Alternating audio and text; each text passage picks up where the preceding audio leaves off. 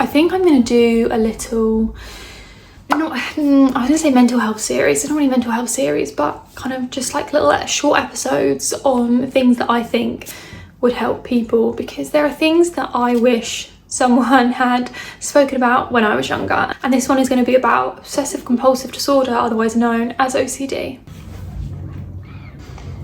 Okay, I haven't done a sit down video. Well, to be fair, it will look like I've never done a sit down video. I have done sit down videos before. Sorry, am I setting your space? Come here then. That's a good boy.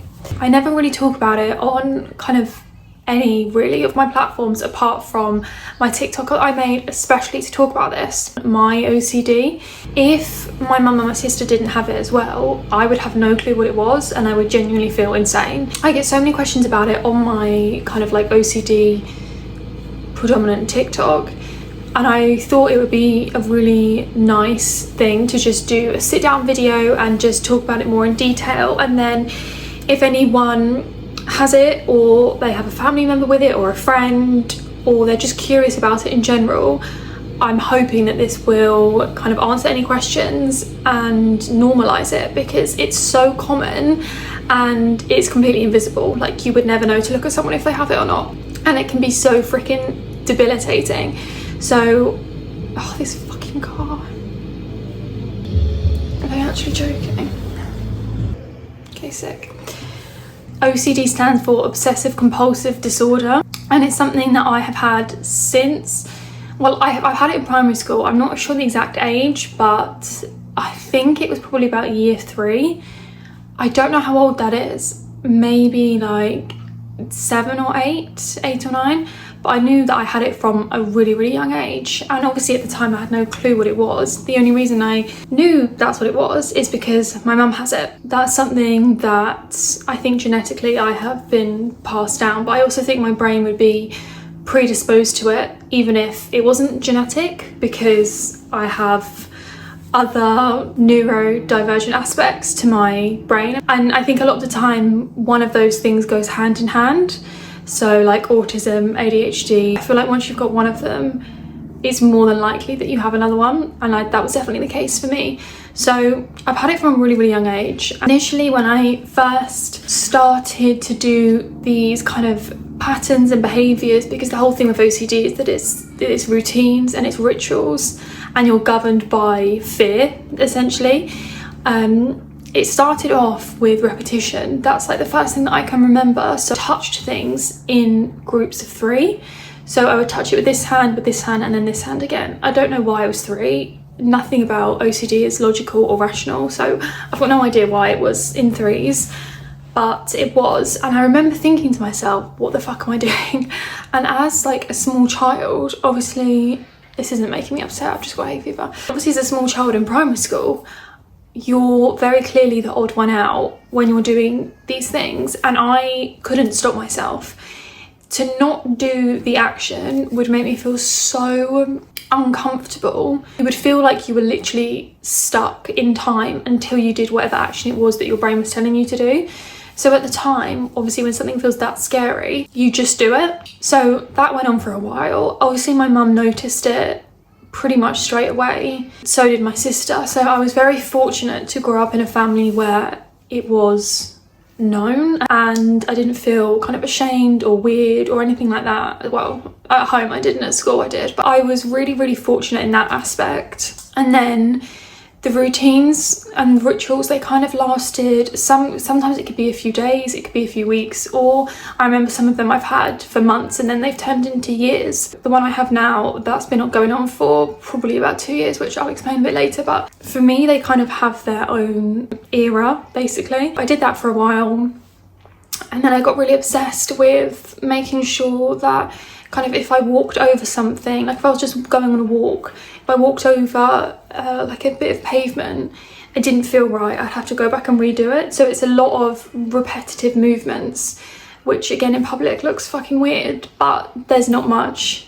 To me, I would rather be looked at and someone be like, what the fuck are you doing, than not do the thing, because it makes me feel so uncomfortable. So that went on for a while.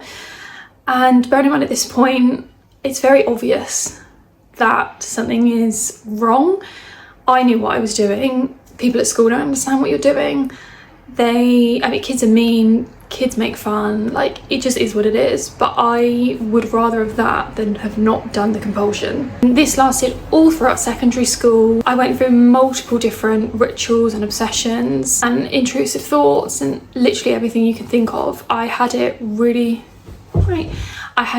bad when I was in secondary school because I was a lot more aware of it. And you know, like my body was changing, I was growing up, there was just a lot more things coming to the surface. And for me, the more stressed I am, the worse it gets.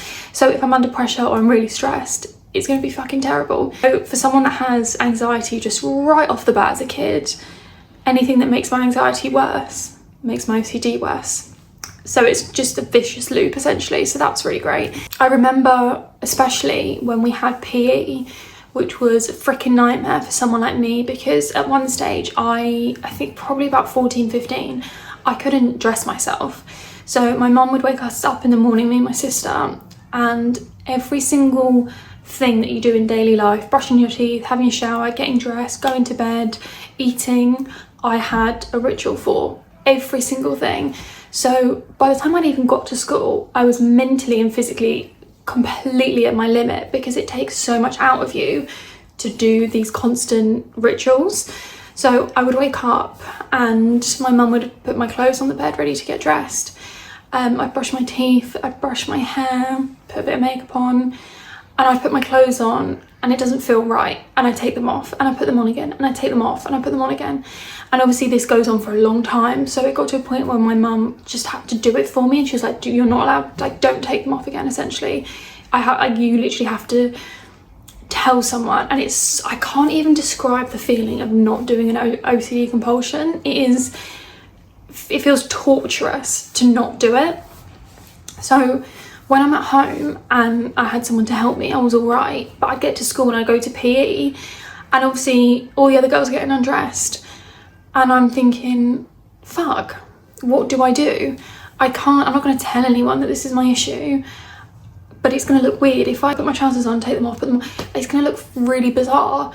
So that I always found a massive struggle, and I ended up just not turning up to PE because the mental anguish of just dressing myself was so embarrassing, and just it felt physically painful to not do this compulsion. I just stopped going, which then in turn got me in trouble and la la la la la. But for me, that was the lesser of two evils. And at this time, I wasn't on medication for it, I hadn't had therapy, and I had no idea how to stop it. And which obviously I later learned that it doesn't ever go away, but there's things you can obviously do to reduce the anxiety that comes with it. So I had it all throughout school, and at this point I had gone through my different routines, and I'd focused on, or my brain had focused on the germ side of OCD, because a lot of people think OCD is, I like to be clean, I like things to be neat. Literally not what it is at all. You can have a kind of subsection of OCD, which is contamination OCD, which is what I've had for the last, to be honest, that's one theme that's never really gone, but it gets worse and better, and at the moment it's quite bad. So it's a tricky one, because I have always had, what was I saying before that? Oh yeah, so it's not just liking things neat and tidy, which is what people said to me at school all the time. People would say, oh, you're so OCD because I like everything to be neat, but it wasn't just because it looks nice, it's because mentally my brain didn't feel right unless things were clean and tidy. And that is just one tiny aspect of OCD. It's nothing to do with cleanliness in terms of the name. It's just obsessive compulsive disorder. So you can be obsessed about anything, you can have a compulsion about anything. I've had ones where I wash my hands and then I have to go and touch the top of the toilet seat button, which means in turn then I have to wash my hands again. Or I've had it where I have to turn the light switches on and off, on and off, on and off. Or I can't read a book, and then if I have a bad thought while I'm reading a certain line, I have to reread it until a good thought comes in.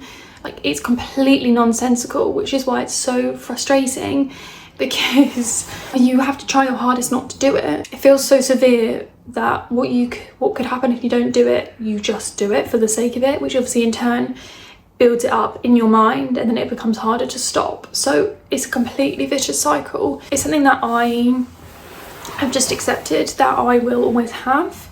I will have good days, I'll have bad days, but it's just something that will always be there. And it's really tricky because as I've gotten older, so I'm 26 now, as I've gotten older, it's really hard to, I mean, I'm not embarrassed about it at all. I don't feel ashamed of it or anything like that, but it's really hard to explain to someone that you're dating, especially, oh, by the way, I've got really bad OCD and anxiety, so whenever we're intimate, I'm gonna be worried that I'm gonna get pregnant. I'm gonna really worry that you're gonna give me some sort of disease I've never heard of. I'm really worried that I don't actually want to be in the relationship, or I'm not as attracted to you as I think. Like, relationship OCD is a massive thing that, again, people don't speak about, but it's just your complete inability to trust your own opinion and to trust your own mind. And yeah, sure, anytime you have sex with anyone, you could get something if they've not been tested, or vice versa. But my brain goes to the extreme of what ifs, and I think that every single thing would happen to me, which makes it really freaking hard to be intimate with someone when I am constantly concerned about every tiny little thing that could give me an infection, or that could go wrong, or just anything that you could possibly think of, I will think about. So you can imagine it's not the most relaxing experience when I'm having a really bad OCD episode, because to me it completely overrides the pleasure of whatever I'm doing because of how stressed I am in my head. So, and it's tricky because when you say to someone, oh, like, when was the, because I mean, I'm massive on kind of sexual health anyway, and like female health. So anytime I say to anyone, oh, like, when was the last time you were tested?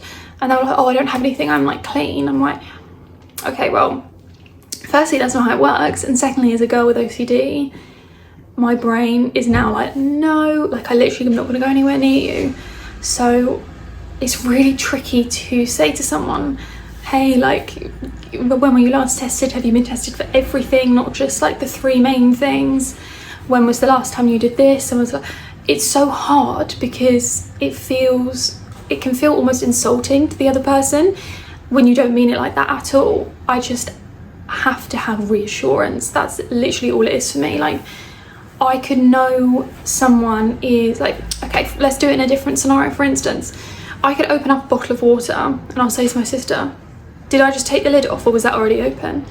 I know that I have taken the lid off, but your brain tricks you all the time. So I'll have to ask, and she'll be like, no, you took it off. I'm like, okay. Or another one that I've had for literally since I can remember is checking OCD. I check the cooker, I check the doors, I have things, I check I've got my phone, I check I have passports when I'm away.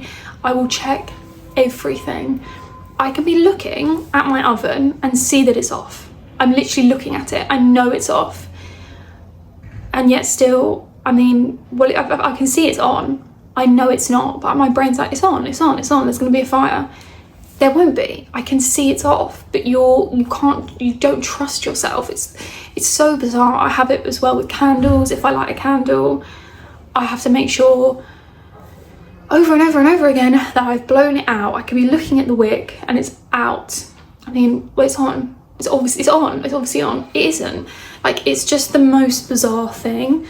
And I find it really tricky to kind of explain to people this is what's going on in my mind, because it doesn't make sense. There's no reason behind it, there's no logic behind it, and if you don't have OCD or you don't know anyone with it, it sounds mental. Like, it sounds absolutely crazy. So it's something that I wish more people knew about and were educated about, because it isn't just one set thing. There are so many different umbrellas of OCD. Like, I can't even begin to go in how many different themes of OCD I've had. But for me, my main ones are contamination, relationship OCD, checking, intrusive thoughts I get all the freaking time. Like, if I don't do this, something bad will happen, mostly to my friends and family. And like, those are the main ones that I have. So in terms of what I've done for it, I have been to many a therapy session. I have done CBT, I have done exposure therapy, which I hated. That made my OCD much worse. I have a massive fear of death or dying. And I remember I went to a therapy session once, and I sat down and she said to me, only two things are certain in life. You got to pay taxes and everyone's going to die. And I thought, you know why I've come to see you, because I'm petrified of death. Hence why I do mostly all of these cleanliness rituals to make sure I'm as clean and safe as possible. And that's how you started this session off. I thought, well, this isn't going to help me at all, is it? Because immediately you've just stressed me out. So it's really important to do your vetting when it comes to a therapist to make sure they're the right person for you and that you don't feel judged by them, and you can be completely honest, because some OCD themes are really fucking dark. I won't go into it because I don't know what the guidelines are on here, but POCD, that's quite common and it's not spoken about pretty much. I have, apart from one girl called Molly on TikTok, I haven't seen anyone speak about that, because it's scary. Don't believe the things you're thinking, like that's not you. I've been on medication since I was 17, I think, and it did help at the start, but I almost feel like my body is either receptive to it now or it's just stopped working. And I've been on it for nearly 10 years, and ideally I don't want to be on it for the rest of my life, but equally I have been on it for most of my adult life now, that I don't know what I would be like off of it. And to come off a medication that you've been on for so long is really freaking scary. And it's a long process of like weaning myself off it, because I know if you stop taking it cold turkey, the side effects are really bad, which in turn triggers my health OCD. So it's all combined. So at some point I'm gonna need to figure that out, but that's not something that I'm necessarily putting pressure on myself to do right now, because I know it's gonna be a bit of a longer process. But equally, I don't want to put it off entirely, because it is something that I want to come off at some point. So there's that. Wait, I wrote stuff down. Let me just check my notes. Okay. So the next thing I wanted to speak about is what I do now when I get a compulsion, a thought, a ritual come to mind, because it's a lot different than how I used to deal with it. Obviously now with kind of 15 years of OCD knowledge under my belt, I deal with it very differently. I know exactly what to do. Not necessarily that I do it every time, but at least I have methods and way of thinking. So firstly for me, it's to distinguish whether this is an OCD thought or a genuine concern. So a lot of the time I know it's an OCD thought when it's either extreme or completely non-rational. So for example, if I eat a cereal bar and it's a few days out of date, immediately I'll think, well, I'm going to be sick. And I've got emetophobia, so I'll be like, I'm going to be sick, I'm going to be sick. And immediately I'm like thinking of the worst possible thing, when in actuality, if you've eaten something that's a few days out of date, you're probably not going to be ill. You might have a bit of a stomach ache, but nothing bad is going to happen. I can distinguish between my rational brain and my OCD side of the brain. So that is one thing I can do, and I'm only able to do that now because I've had OCD for such a long time. I know the difference between them. But if you're first kind of coming to terms with what it is, it's probably not going to make as much sense to you, but someone that's deep in the game, that is something that I can do. I will also, if you feel comfortable enough to, like I said with my sister and the water bottle, I'll say to her, Holly, I'm having a bit of an OCD moment. Can you just tell me, like if I'm checking something, I'll be like, can you just tell me, can you just confirm that I've locked it? And she'll be like, yeah, you have. And I will have to be content, no matter how much I want to check, I have to be content with the fact that I've done it. So that's something else. Journaling helps me a lot if I'm having a really bad OCD day, which gets worse when I'm stressed. Journaling really helps. Sometimes I don't want to talk. Sometimes I don't want to talk to anyone about it. I just want to be with my own thoughts. So I'll just get out my notebook and I'll just write down anything that comes to mind. Sometimes my OCD thoughts are so abhorrent that I don't want to speak to anyone about it. So journaling it down and knowing that no one else is going to read this if I don't want them to is quite comforting, because once you write it, it seems ludicrous, but when it's in your head, it can feel very real. So writing things down really helps. Also, as silly as it sounds, if I have a compulsion, if it's, I don't know, if I'm feeling the need to touch something more than once, so let's say I've put something in the bin, I put it in the bin, and immediately I might want to go back and pick it up and touch it again to put it back down because it feels better. I will ignore the thought initially and move on immediately to do something else, because your brain, as soon as you can distract your brain, the better. If I kind of if I'm hesitant, I'll have to do it again. So if I do something that doesn't feel right, do something else immediately.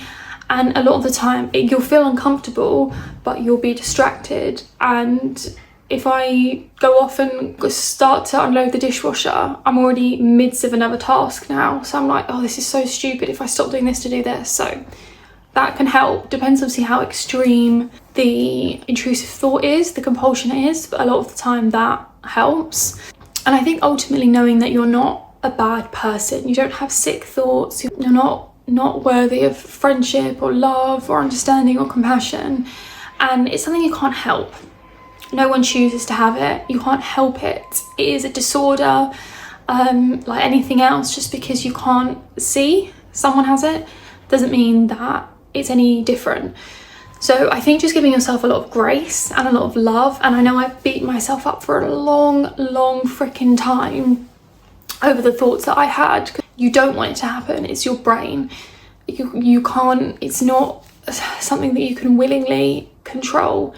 So I think you just have to give yourself so much grace and so much love. And there are some days when I was kind of in the peak of my OCD-ness at school where just getting up out of bed was an accomplishment for me. Literally getting out of the bed, because I might move and I like do this and I'm like trying to put my head back on the pillow. So just tiny things, like if that is all you've accomplished today, that is more than enough. I know how hard it is, how tiring it is. And a lot of the times, it's just, you just want to make it through the day. It's exhausting. It can be really tiresome. So I think making sure that you have a really good support network around you. And if you need it, ask for help. Like, I was adamant I didn't want to go on medication. And my mum was like, no, you need to. Do you want to have a heartfelt chat here? I was adamant that I didn't want to go on it, and to be honest, if I didn't go on it, I think my life would look incredibly different, if at all, because I was in such a dark place mentally. That is that. I don't know if any of that has made sense. I don't know if any of that's going to be helpful. I know that when I was younger, if I had someone to watch or look up to, I think it would have helped me a lot. I had people to look up to in terms of anxiety. Like, I used to watch Zoella. God, I didn't even touch on anxiety. That's a different video. But I didn't have anyone OCD wise because it wasn't spoken about essentially at all. So I would love if I had something like this to watch when I was younger, to tell me that you're not weird, you're not a freak. And it's just one of those things. Some people have it, some people don't. I probably wouldn't be the person I am if I didn't have it. Same with autism, same with ADHD, same with anxiety. If people in your life are willing to kind of be understanding for you and accept that part of you because you can't help it, then they're the people you need to stay in your life. I mean, like, I've been on dates before and I've said about sexual health kind of testing, and they were a bit shitty, and I thought, well, if you are not gonna want to answer a basic question like that everyone should be asking, OCD or not, then you're probably not going to be very reassuring when I tell you that I need you to wash your hands again or something like that. So you have to cherry pick the people in your life a bit more carefully. And even if they don't have it, just the fact that they're open and understanding is a massive help in itself. I hope this helps someone, and you're not alone. It is a normal thing to have and to experience. You're still just as gorgeous, OCD or not. I hope that helps. Immediately putting the fan back on. Should we go get a tea? Come on then.